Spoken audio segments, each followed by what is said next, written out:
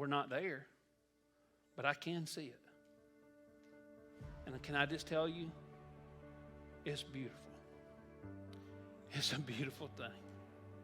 I'm seeing little pockets of it within our church family. I'm seeing little pockets of it. I'm seeing little glimpses of it. Now, where we probably are hitting on the most cylinder right now is investing in the gospel in the next generation. I think we're doing a pretty doggone good job there. Could we do better? Always. So last thing I want to share with you, as we are fulfilling the mission of multiplying the kingdom, here's the core values as a church. I'm just reminding, some of you have been around long enough and you know these. Some of you, this is going to be new for you. But what's a value? What is a value? A value is something that we agree, these are our shared values, and as a part of the Multiply family, we agree that these are going to be the values, the things we put high value on around here as a group of people. Now you say, well, I don't put value on it. I mean, at our house we do different. Well, that's your house. But in this body, in this collective ecclesia, we have some shared values that we place high value on. Let's go through those real quick. Hopefully, if you're new, you will see some of these. You'll go, oh, I see that here. I see that in y'all. And I hope you'll soon say, I see that in us, because I hope you want to be a part of it. Number one, live authentic. Be real. Be real. Somebody tell me what the next statement says. Somebody say it out loud. Pretense is nonsense. There's a lot of baloney that gets said around here on Sunday mornings while we're setting this place up. A lot of baloney. And this morning, Dusty Porter said something about phony baloney, and I said, that's the one thing we don't have around here. No phony baloney. There's a lot of baloney around here. You know what baloney is? It's just mouthing and just bull. A lot of baloney.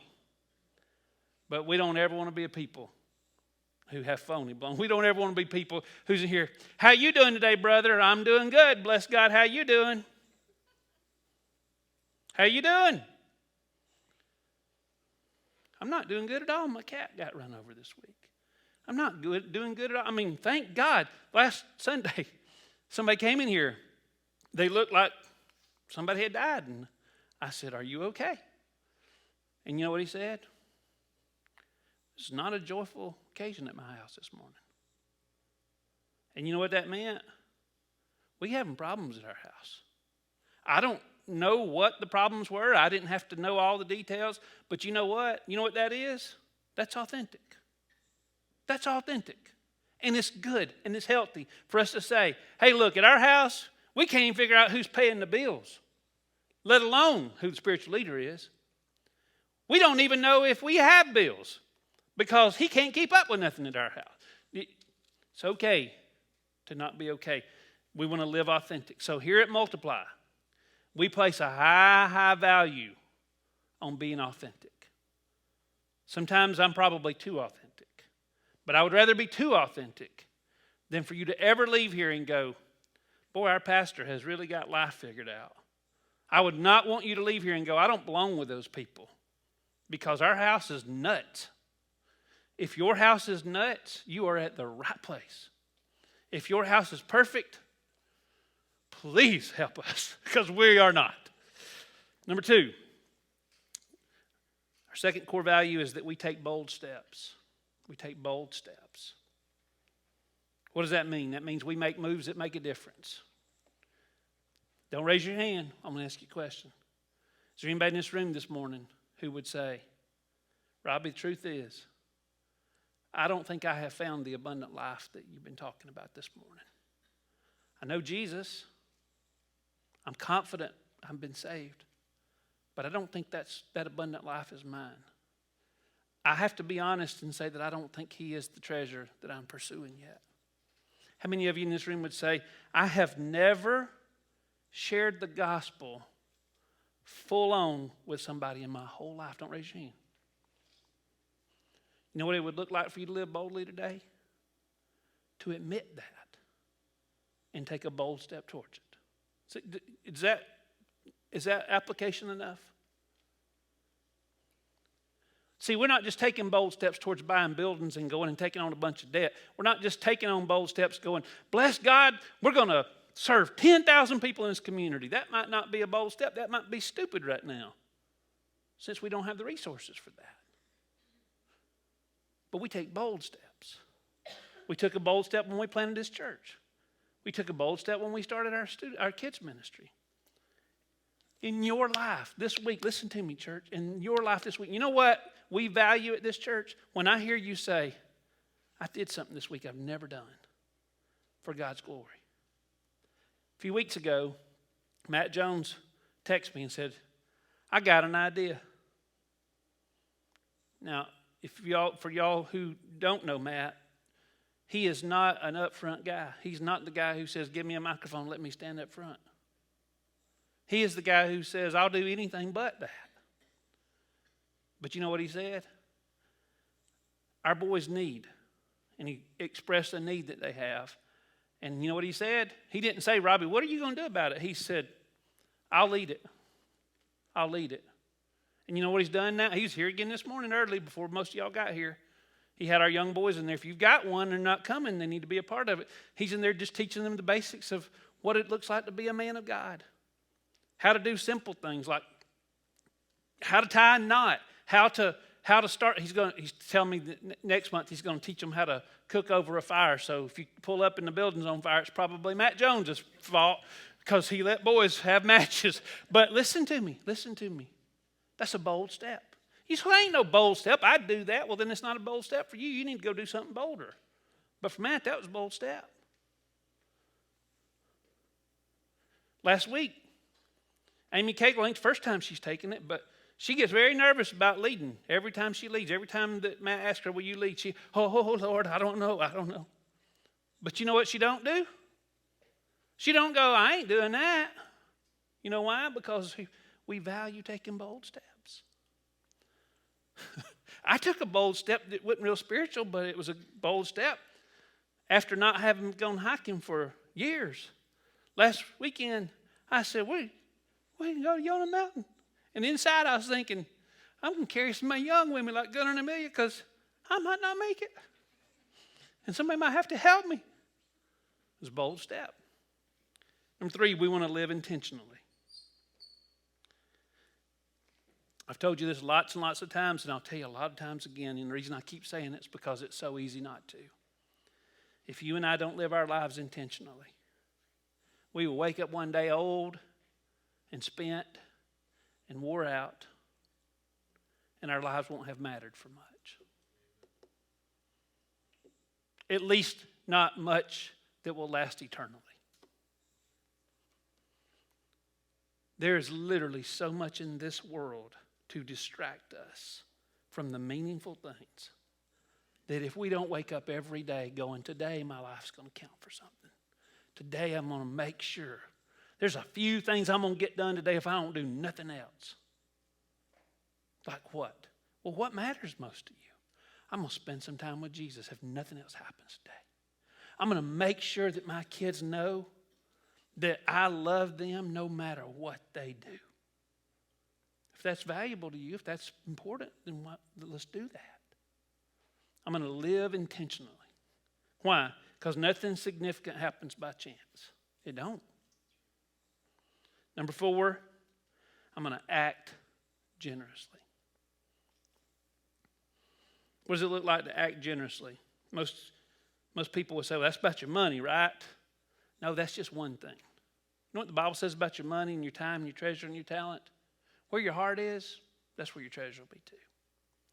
And the reason so many of us don't want to turn loose of what we have financially is because that's our treasure. And you know why it's our treasure? Because that's where our heart is. You know why we don't want to relinquish that pursuit of wealth or some job or some fame that we're trying to catch? You know why? That's where our heart is. Where should our heart be? We want to act generously. God has given for you to give to others. And what I mean by that, yes, your resources, but also your time. Not just your time, but your talent. If God's blessed you to play an instrument, if God's blessed you to be able to sing, if God's blessed you to be able, I've not seen it happen, but I hear from my wife all the time that Lindsay is an unbelievably gifted teacher when it comes to our toddlers. Amy's like, I don't know how she wrangles them, and they just listen to her. But she can tell them more in just a couple of minutes. She probably ought to be up here because she's like, she can tell them more in a couple of minutes than, most of us can do the whole time we're in there. And you know what? If that's a gift, you know what it would be to not use that? A sin. A sin. You act generously. You can say, I don't like toddlers. Well, you won't like teenagers either when you get one. It's just stages of life that happen. It just happens. But you know what? If you've been gifted to do it, be generous with it. The last one, number 5, be compassionate. That's a word that we've lost in this culture. We think compassionate means this. We think compassionate means this. Love everybody all the time, in every way, no matter how they live, no matter whether they identify as a man, a woman, a pig, a cat, a dog, a liberal, a conservative. Love everybody. We think it does mean that. But you know what else it means? It does not mean that you love them and just let them do what they do. Who in this room loves your children? Hope some of y'all are like, is this a trick? We're supposed to raise our hand? I don't know. I know you love your children. If you truly love them, there's things you won't let them do. If you truly love them, you'll correct them when they're wrong. You have to. You remember when your mom would say, son, this is going to hurt me worse than it hurts you. And you're thinking, then help us both and don't do it, Oh, my gosh. I don't believe that statement. I'm a dad now, and I still don't believe it hurts me as much as it hurts them. But I do understand what we mean by that. I hate to have to discipline you, but I'm going to discipline you because it's what's best. Why? Because I'm being a compassionate dad. And even though you don't understand, you think I'm just being an old cruddy dad right now, I'm actually doing what is best for you, in my eyes at least.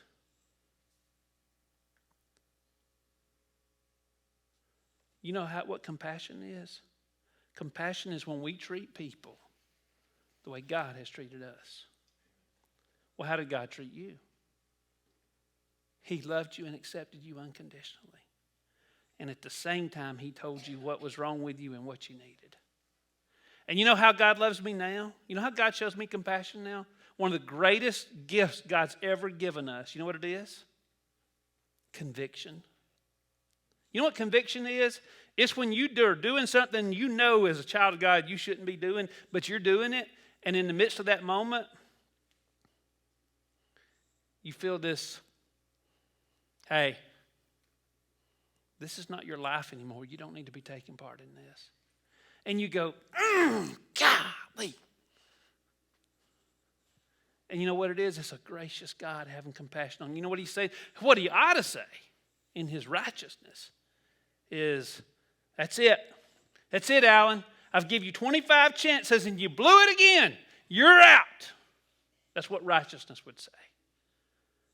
Compassion says, listen, I forgive you. I love you. I've given you my spirit so that you don't have to walk in this anymore. And I love you in the midst of it. That's compassion. Compassion's not saying, I love you and I fully embrace your lifestyle. Compassion is, I love you so much I'm going to tell you what's not right. But I'm not going to judge you for it. I'm not going to beat you down and reject you. I'm going to love you while I'm telling you. You understand? What's the bottom line? I wrestle with this bottom line more than I have in a long, long time, and I still don't know that I've got it right, but here we go. Missional success. That's the mission. Success in that mission is when the local church, is when the people of the church, that's me and you, people of the church are growing in Jesus. What does that mean? It don't mean you sinning less today. You probably, hopefully you are sinning less today than you were before, but we can't talk the whole message about grace and then at the end pull out a measuring stick. You understand what I'm saying? You get me? We're not saved by grace, and then we put everybody up here with a yardstick and say, let's see how you measure up today, Keeley. We're either living by grace or we're not. We're either fully accepted and fully paid for or we're not. The measuring stick's not how much sin's in your life. The measuring stick is how are you growing in Him. What do you mean by that, Robbie? I'm finding more and more and more and more and more and more delight in Him than I ever have before. I'm more satisfied today in who Jesus is and what He's done in me than I've ever been before. I'm growing in Him. I'm growing with Him. When that's happening and when we're helping people find that same thing and then teaching them how to help other people find it, then we're being successful in the mission. Period. Progress then, because we have not reached success yet at Multiply Church, can I tell you? So we're not going to check off the success box yet. Progress is when the people collectively together are working towards that. I think that's where we are. And this last line is what I struggle with putting in here, but I think it's right. Even though it's a little bit of a slap, I think it's right. Anything else that we do is just noise. It doesn't matter whether your name's Multiply Church, Free Chapel, Chestnut Mountain, Liberty Baptist, so-and-so Methodist, something Anglican. I don't know all the names, but it doesn't matter what church in this community you are, or in the community down the street, or in the community in Nebraska, or in the community where the Briggs are headed in New Mexico. It doesn't matter what community church it is. If you're doing something other than pursuing the mission of knowing Jesus and making Him known to the world, if you're doing anything else, that's noise. And you know what the Bible says about noise? If you ain't doing it in love, it's just like sound and brass. It's just like noise. You know what noise does? Nothing. Noise is pointless.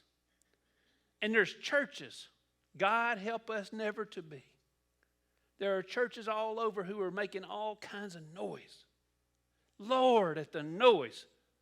I mean, if my grandfather, who's in heaven, he couldn't have handled it he couldn't handle it here, but Lord, at the noise some people are making about Jesus. That's all it is noise. We're either pursuing the mission. Right here, listen to me. When I say talk about the church, one more time, who am I talking about? I want you to do something right now. Everybody, just stay with me. 2 minutes, I promise. I want you to look at the person on both sides of you.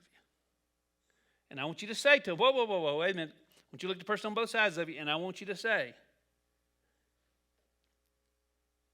He is talking about you. Okay, go ahead. Look at him and say, He's talking about you. When he said that you are to be my disciples, listen to me, He is talking about you. He's saying, Keely, Wade, Robbie, Ashley, you are to go into the world and make disciples. You say, well, I'm not the preacher. No, you're a disciple maker. I'm not the kids leader. No, you're a disciple maker. I'm just a school teacher. No, you're a disciple maker. I'm not. No, you're a disciple maker. Your mission, not should you choose to accept it, whether you accept it or not, your mission is to what? Follow Jesus, know Him, and make Him known. And that's not a death sentence. It's a life sentence. Come on. Everything else you do tomorrow will just be noise. I'm telling you. Go home tonight and waste the day.